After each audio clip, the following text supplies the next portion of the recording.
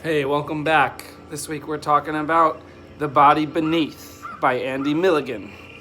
Now, here's a picture of Andy Milligan.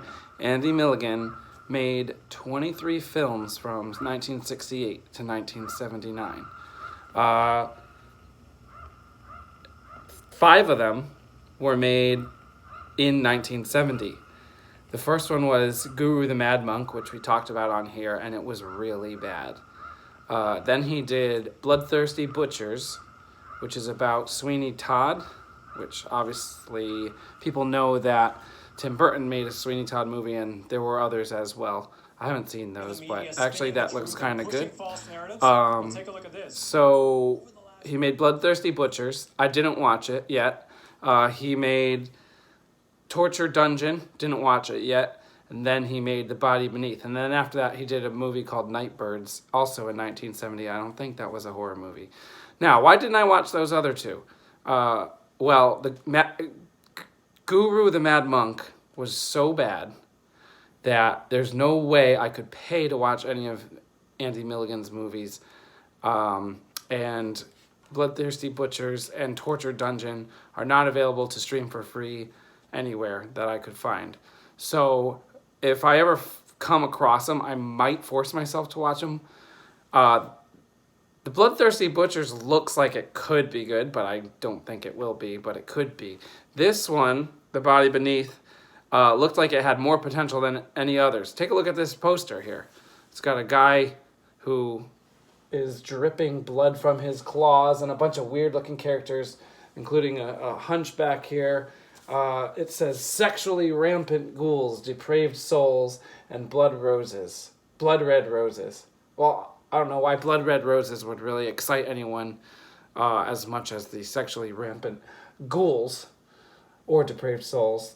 It says filmed in the graveyards of England in bone-chilling color. I think I mentioned this before. I don't know why so many of these posters that advertise that they're in color have black and white posters for the most part. Like, it looks like it would be in black and white, but it's actually in color.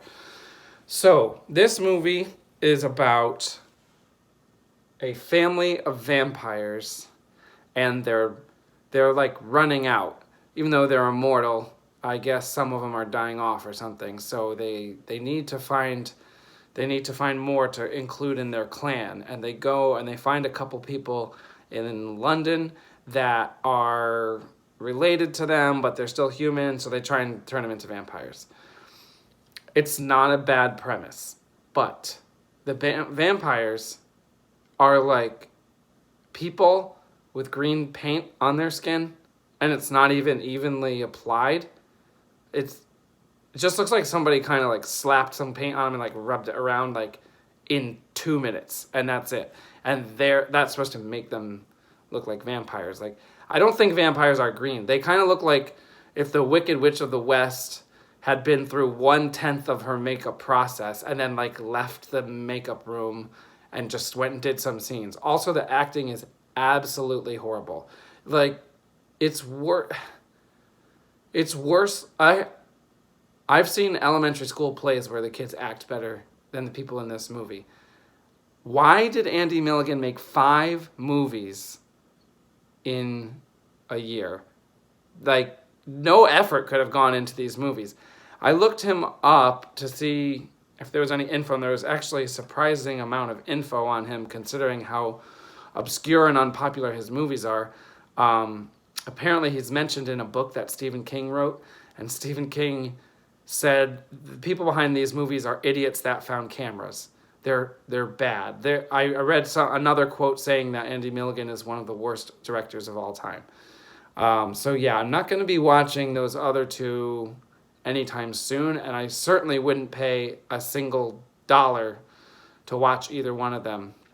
So like, this movie was so bad, but I was able to get through it because I had some like work to do, and after watching after watching about 10 or 15 minutes, I realized it was just awful, so I did some work, and then after I got to the 40-minute point, I finished the work, and I kind of like skipped through the rest. Normally I wouldn't even review something unless I watched the entire thing, but like, this I just couldn't finish it. It was a waste of my life. It was so bad. I give this movie a 2 out of 10 because I reserve 1 out of 10 for movies that are like worse. I don't like the movie Signs. I would give a 1 out of 10 because the whole premise of the movie is that these aliens are going to come take over the earth and then they're allergic to water. That's the stupidest thing ever. So this is actually like at least the premise was good. It's just so poorly executed that it is a 2 out of 10. It almost couldn't be worse unless it just didn't make sense. But at least the movie made sense. Now, before we go, I want to talk about 2 other movies that I did watch from 1970 that I've seen on horror lists, but I'm not giving them their own video because I don't consider them to be horror movies.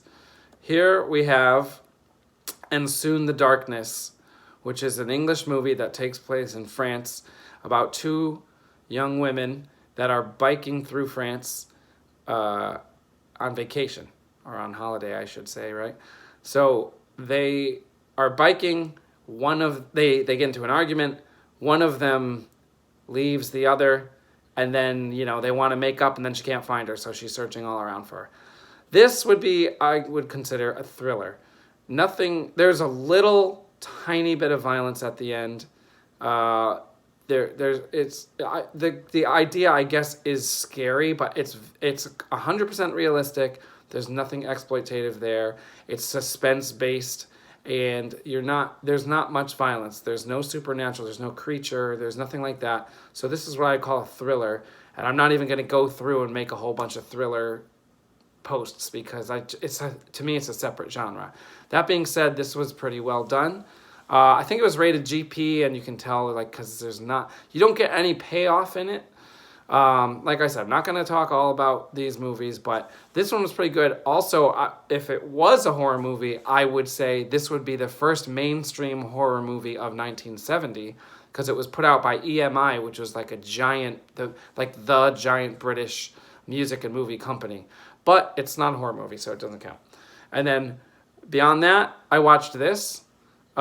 This is called Night Slaves, which sounds like it would be a horror movie, but it's actually a sci-fi movie. There's no violence, no death.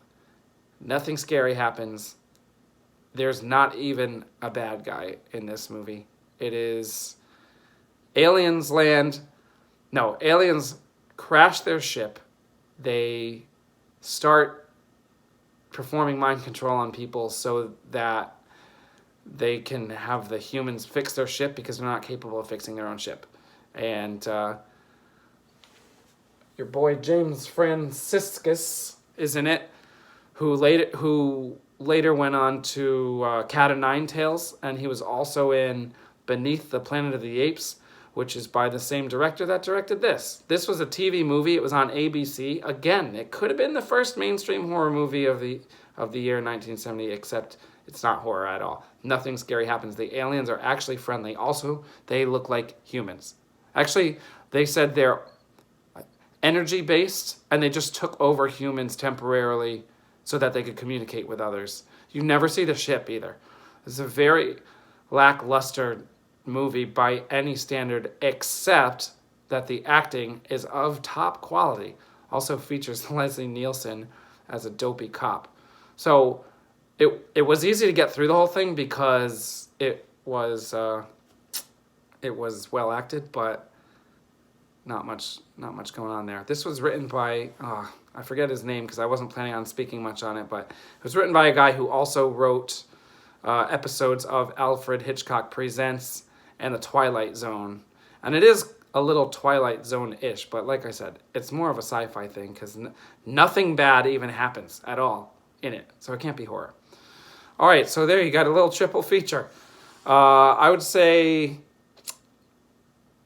And Soon the Darkness would get a 7 out of 10 in general movie terms, and I would give this one a 5 out of 10. Could have been good, but nothing cool happens. All right, that's it. See you next time.